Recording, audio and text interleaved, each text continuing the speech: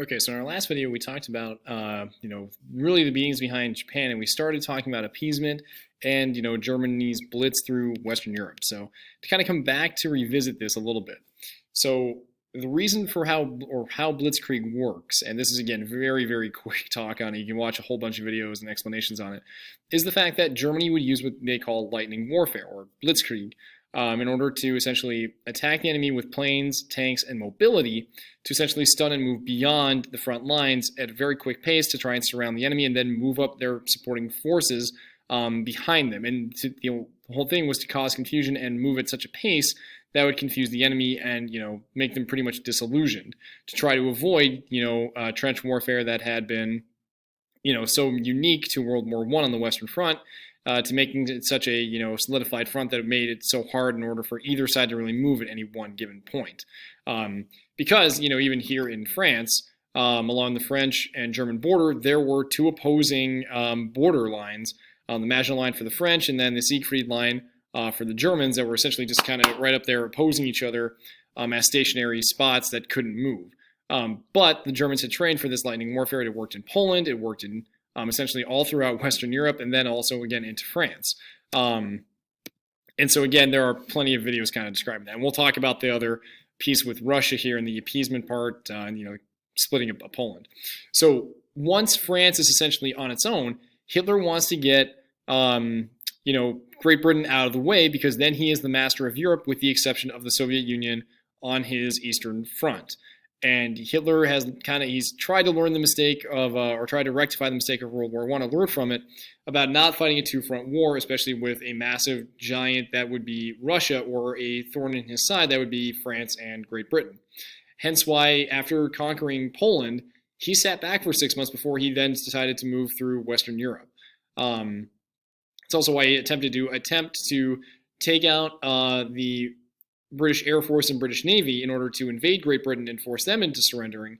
That way he could focus solely on the Soviet Union.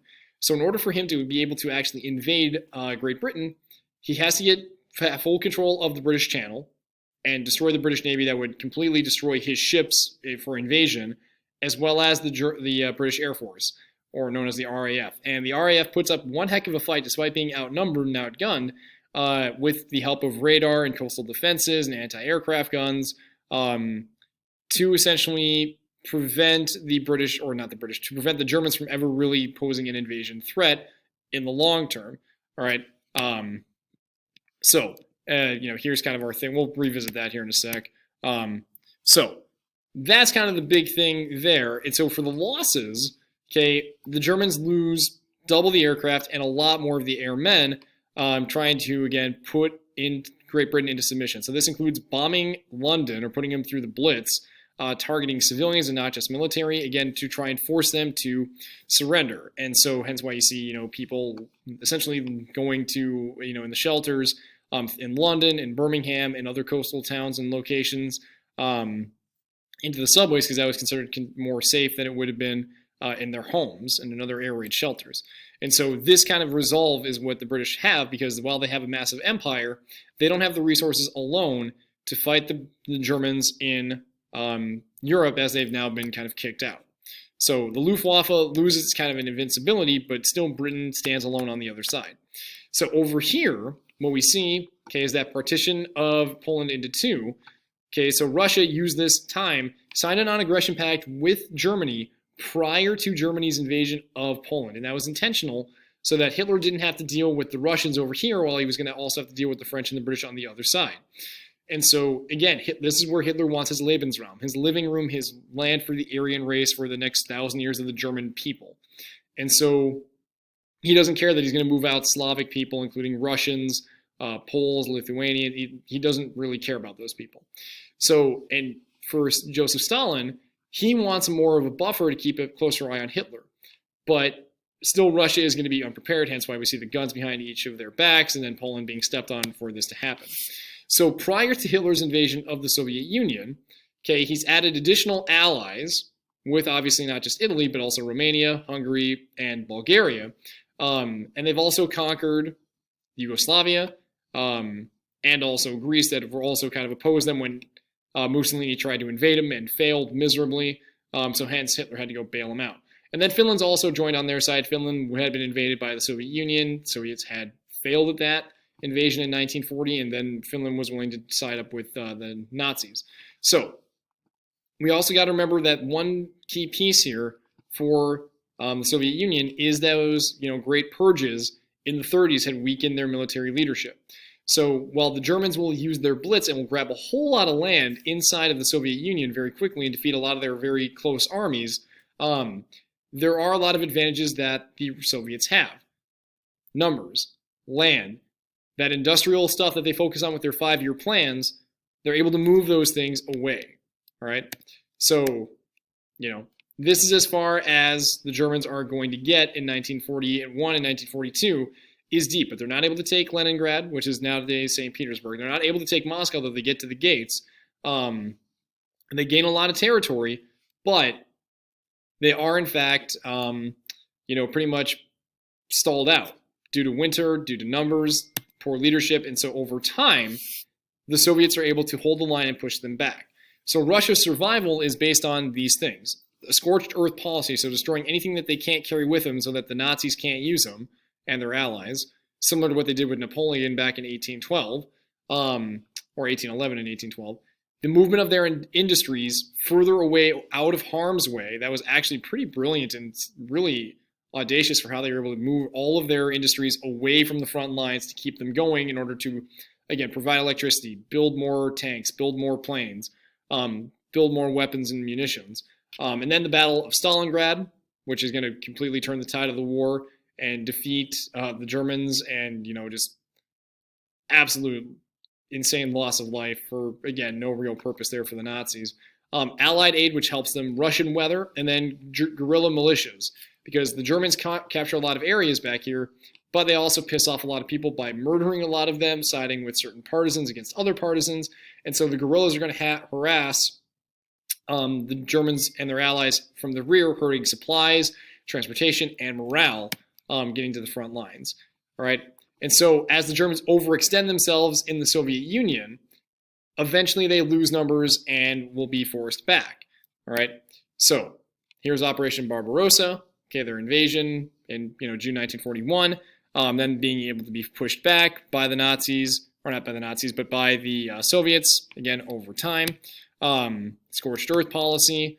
Okay, the movement of those facilities, again, including, not necessarily moving dams, but again, moving factories, munitions, transportation, further away, safer, deeper into kind of more central Russia within that. And then in Stalingrad, kind of down here where the Germans are trying to get oil in the Caucasus, but also capture a city named after Stalin himself that has really no military value other than maybe a little bit of a riverbed and cutting, part of the Soviet Union off a little bit, is an ultimate failure. And so you can kind of see here that the Soviets and the Germans have a lot of bad blood between them because of their different ideologies, different racial or ethnic components and ethnic differences. That there's a lot of atrocities committed initially by the Germans and then reprisals that are going to follow with the Russians. So you can kind of see the number of German soldiers killed or wounded in battle between 1941 and 1945 from their invasion. The vast majority are by the Soviets. Most of their armies throughout World War II are facing the Russians. And it's never that much after there was first invasions of the Western Europe. Almost everything is targeted, even when they're losing to the Americans and the British later on. Still, most of the targets are on the other side. Okay, so for the Allied strategy, once the United States gets involved, they ally themselves with obviously Great Britain, with China, with the Soviet Union, the Free French who are still sort of there, have some troops, Canada, and a lot of other groups as well. Think about colonies playing another big role here.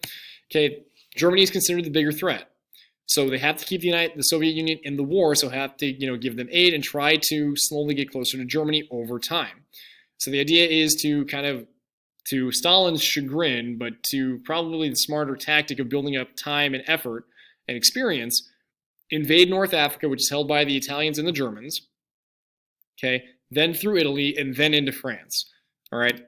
Also precision bombing, looking at not only cities, but also, supports areas, rail yards, oil refineries, factories, all that. With the Japanese, it is island hopping. Okay, they don't have the materials or the effort to really go in there, So the vast majority of the war in, against the Japanese in the Pacific is fought by the Americans, but also the British and New Zealanders, or Australians and New Zealanders. Okay, British still have forces there for sure, but it's primarily the United States, China, Australia, a little bit of Indian troops coming out of, again, from the British side, to consider and fight off Japan, who is considered a regional threat but not a global threat to the scale of the Nazis. All right, so they have to stop the Japanese invasions and then fight back and take the more important islands. Hence why it's called island hopping. You're not taking every island; you're taking the most important ones and move on, skipping the less important ones. Put air bases on those islands, cut off reinforcements, and then hopefully again bomb Japan into submission. All right. So that's the whole kind of thing here. Some of the battles that turned the tide of the war in favor of the Allies. Against the Japanese, you have the Battle of Coral Sea and Battle of Midway in summer of 1942 that defeats the Japanese Navy, stops their Pacific advance, and damages their aircraft carriers, many of which attacked Pearl Harbor, which limits their ability to invade new areas.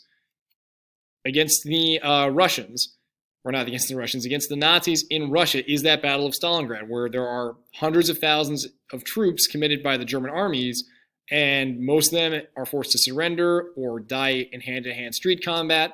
And it's the furthest and final real push that the Nazis can make that actually poses a long-term threat to the Soviet Union. And so the numbers, it's demoralizing, and so it really is a very large waste of manpower and resources. In the Mediterranean, you have the Battle of El Alamein. Okay, so this is in late 1942, I believe September, October. The Nazis having to kind of take over from the Italian failures to take North Africa away from the British. The British are still holding strong in Libya early on, and then into holding on to Egypt and trying to hold on to, the Middle East and the oil reserves there. Are stopped at that Battle of El Alamein, or the Germans are, by the British, and then slowly pushed back across then. And then obviously D-Day, which is the liberation of France.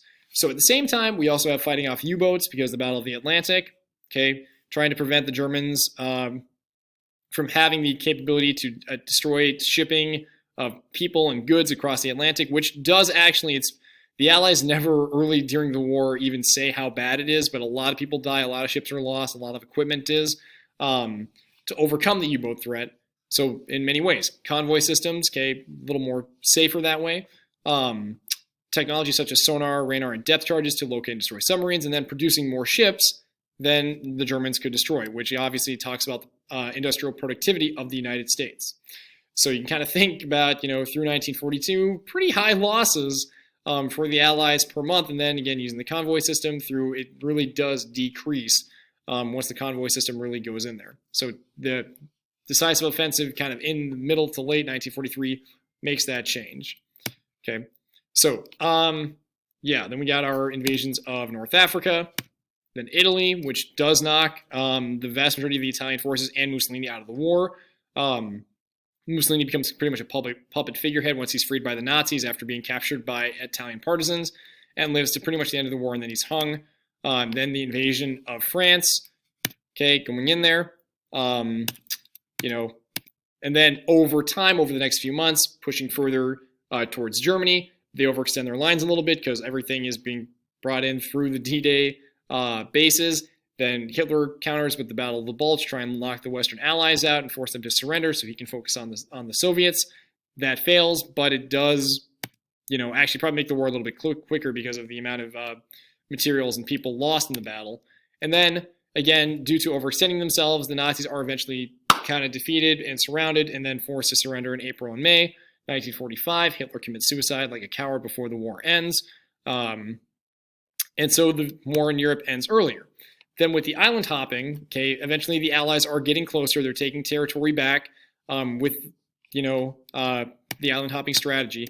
The problem is the closer they get to Japan, the more desperate the Japanese get, leading to kamikazes, more people dying and killing more soldiers. So this is why they decide to drop the atomic bombs in order to end the war sooner with less loss of life for both the Allies and also the Japanese, because it was projected in the millions. So that's kind of the decision behind it, and then we'll talk about the nuclear part of that too in the next video as we wrap up here and begin talking about the Cold War in the next video. So again, these first two videos, very, very quick on World War II. If you got questions, as always, feel free to ask in class or over messaging. Next video up, Cold War.